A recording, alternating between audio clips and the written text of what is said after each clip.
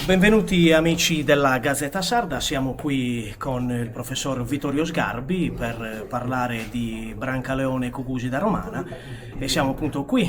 a Monteleone Roccadori e quindi grazie professor Sgarbi per questa opportunità. Noi siamo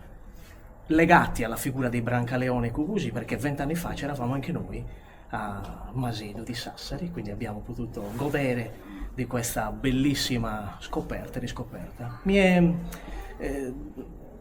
sembra che forse potremmo iniziare col dire che insomma un personaggio, un artista, lei dice stesso, neanche Caravaggio ha dipinto l'ombra come Brancaleone e Cucusi. Ho detto semplicemente che c'è un rapporto con Caravaggio che è legato al realismo, alla volontà di